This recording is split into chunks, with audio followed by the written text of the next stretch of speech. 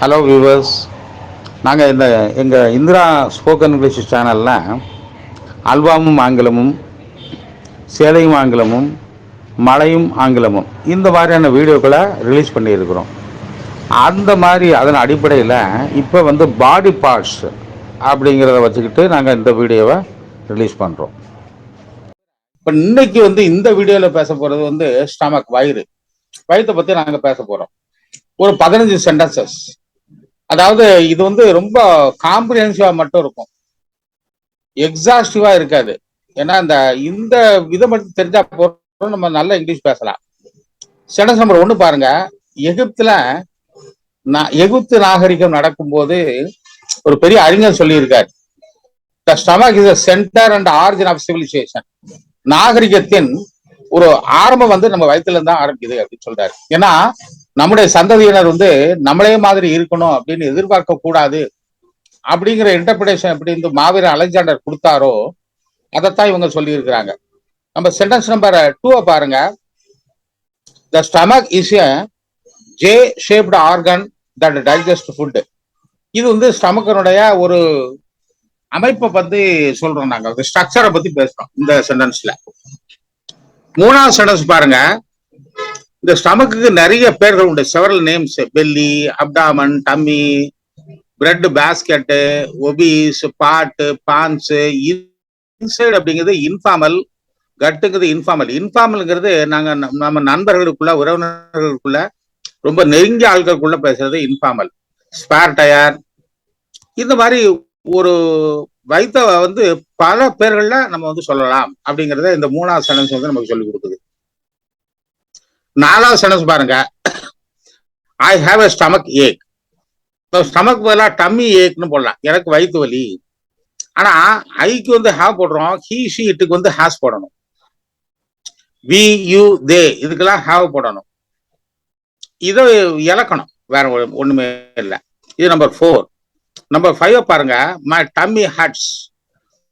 வயிற்றுல ஏதோ பிரச்சனையா இருக்கு அப்படின்னு சொல்றோம் பாத்தீங்களா, இது ஹட்ஸ் அப்படிம்பாங்க. இது இங்கிலீஷ்காரங்க இவங்க இந்த மாதிரிதான் பேசுவாங்க. என்ன, சம்திங் ஹர்ட்ஸ் மீ, இந்த மாதிரிதான் அவங்க பேசுவாங்க. இப்ப இந்த 5 சென்டென்சஸ நம்ம நல்ல முறையில பயிற்சி பண்ணா சில இடங்கள்ல தேவைப்படும் போது இந்த சென்டென்சஸ பயன்படுத்திக்கலாம். நம்பர் 6 பார்க்க போறோம் பாருங்க.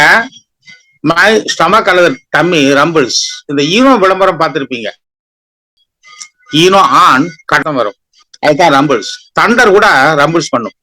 ஸோ இந்த ரம்பிள்ஸ் அப்படிங்கிற வார்த்தை நம்ம இந்த இடத்துல பயன்படுத்தணும்.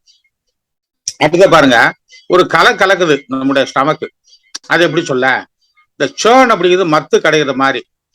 மை ஸ்டமக் இஸ் சேர்னிங், அந்த மாதிரி சொல்லலாம். மை டம்மி இஸ் சேர்னிங் அப்படின்னு சொல்லலாம். CHURNING, churning. அப்புறம் நம்ம ஆன்சைட்டியா இருக்கோம், எதே நினைச்சுக்கிட்டு இது நடக்குமா நடக்காதா அப்படிங்கிற ஒரு ஆன்சைட்டி நம்ம இருந்துகிட்டே இருக்குன்னு வைங்களேன். அந்த மாதிரி நேரங்கள்ல ஒரு இடியம், there is a butterfly in my stomach அப்படின்னு சொல்லலாம். நம்ம 9 they have no stomach for a fight அப்படின்னா கரையாச்சு, அவங்களுக்கு தைரியம் இல்லை இவங்க கூட சண்டைக்கு வர்றதுக்கு அப்படின்னு சொல்றதுக்கு இது இந்த சென்டென்ஸ் நம்பர் 9 நமக்கு யூஸ்ஃபுல்லா இருக்கு. அப்புறம் வயலண்ட் பிலிம்ஸை பார்த்து என்னால சகிக்க முடியல, I can't stand, I can't stomach violent films அப்படின்னு நம்ம சொல்லலாம். இது 10, நம்பர் 10. இன்னொரு 5 கூட பார்க்கலாம். முதல்ல சொன்ன மாதிரி காம்ப்ரிஹென்சிவா பார்க்க போறோம். 11ல இருந்து 15 வரைக்கும் இப்ப பார்க்க போறோம். இப்ப இந்த சென்டென்ஸ் பாருங்க. we shouldn't exercise on a full stomach. நல்ல வயிறார சாப்பிட்டுக்கிட்டு அந்த வயிறு ஃபுல்லா இருக்கும்போது நம்ம எக்ஸசைஸ் பண்ணக்கூடாது அப்படிங்கிறத இந்த சென்டென்ஸ் நமக்கு சொல்லுது. அப்புறம் 12 பாருங்க. My stomach is completely full.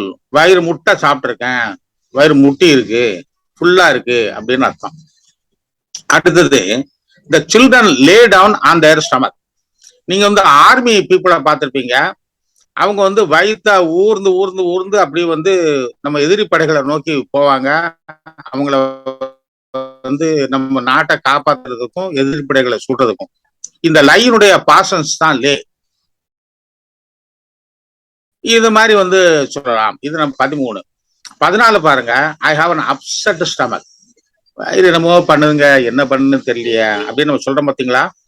அந்த சென்டென்ஸ் தான் இது வந்து. இது ஐக்கு பதிலாக கீ போட்டீங்கன்னா ஹேஸ் போடணும். ஏற்கனவே சொன்ன மாதிரி ஹீ ஷீட்டுக்கு ஹேஸ் போடணும்.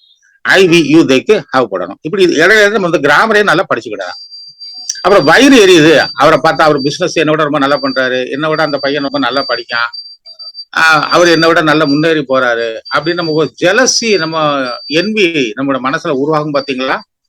அது வயிறு எரியுது சார் அதை நினைச்சா அப்படின்னு நம்ம சொல்றோம் பாத்தீங்களா?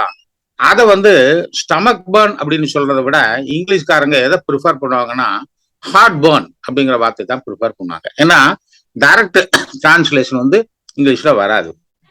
ஸோ இந்த மாதிரி நம்ம வந்து பாடி பார்ட்ஸை வச்சுக்கிட்டு இங்கிலீஷ் கத்துக்கிடலாம் அப்படிங்கிறதுக்கு இந்த வீடியோ வந்து ஒரு எக்ஸாம்பிள்.